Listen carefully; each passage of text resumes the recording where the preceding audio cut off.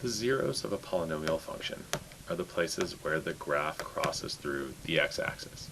Because if I'm anywhere along the x-axis, then that means y equals 0. So it just means the output of the function equals 0.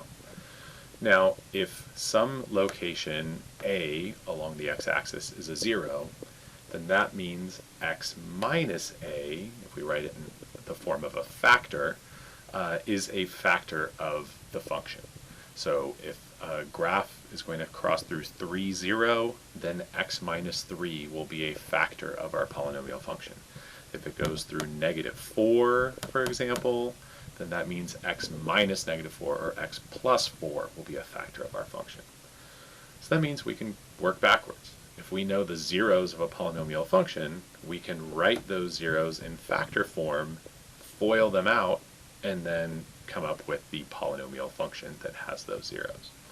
So for this first example here, if we want to come up with a polynomial function f of x that has these three numbers as zeros, well, x minus -3 is going to be a factor, so x plus 3.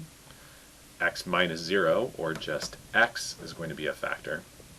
And then x minus 6 will be a factor.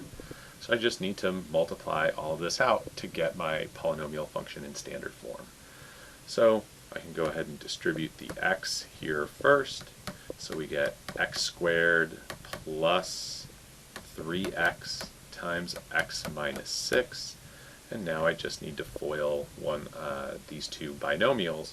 So if I multiply x squared times x, I'm going to get x cubed.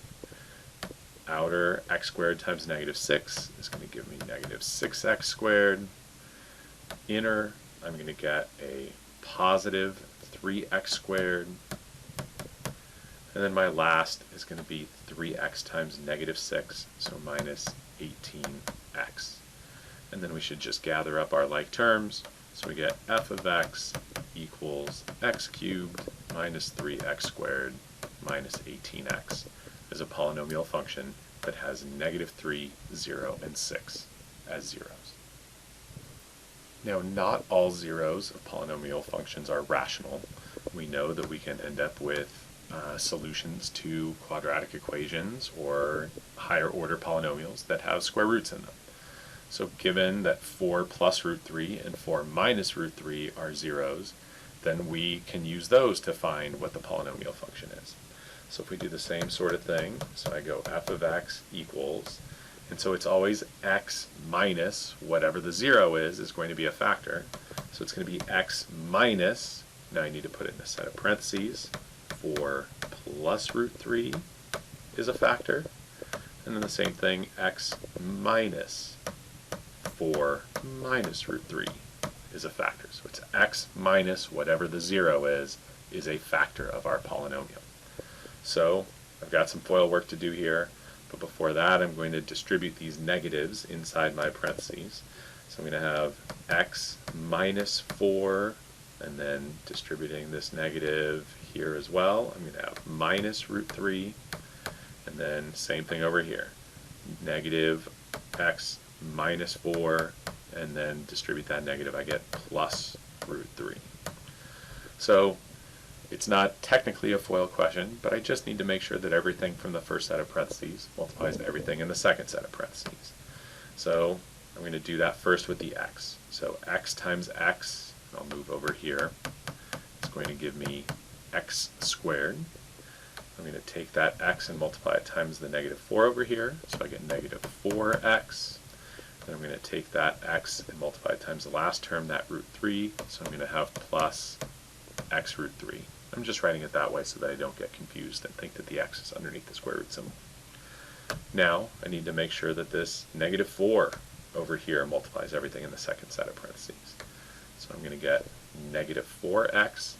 I'm actually going to stack these here so that my like terms are kind of gathered together. I'm going to have -4 times -4, which is a positive 16. And then finally, I'm going to have that -4 times 4 root 3. So I'm going to have a minus 4 root 3. And then I'll switch colors one more time. I need to make sure that this -root 3 multiplies everything in the second set of parentheses. So So I have negative root 3 times x, so that gives me negative x root 3. So I can see that those two terms are going to cancel each other out. I have negative root 3 times negative 4, so it's going to give me a positive 4 root 3. So I can see that those two terms are going to cancel each other out. And then finally, I have negative root 3 times positive root 3, which is going to give me a negative 3. So I can put that here. And so again, let's try that once more. We've got these cancel each other out, the x root 3 and the negative x root 3. The positive and negative 4 root 3's cancel each other out. And so then we're left with our function, which is x squared. These two terms combine to make minus 8x, and then 16 minus 3 gives us plus 13. So even though our zeros were pretty grim, if we FOIL them correctly, then we end up with these integer coefficients in front of our various terms of the polynomial function. Now in the last one, the given information is a little bit different. We're told that the equation of the polynomial function is going to have a highest exponent of 4, and then we're only given two zeros, negative root 2 and positive root 2. Now, I'm going to start off with those two. So again, if root 2 is a 0, x minus root 2 will be a factor. And then likewise, if negative root 2 is a 0, then x minus negative root 2 or x plus root 2 will be a factor. Now, if I just FOIL those, the highest exponent I'm going to end up with is x squared. But I'm supposed to have a highest exponent of x to the 4th. So how can I bump that up? Well, they don't tell me anything more about any zeros. So the easiest way for me to do that is to just multiply by an extra couple of x's, and x squared times the two factors that I already have, and that will bump up the highest exponent of my polynomial function to x to the 4th, and so then I'll satisfy the conditions of the problem. So I'm going to go ahead and FOIL these two pieces first.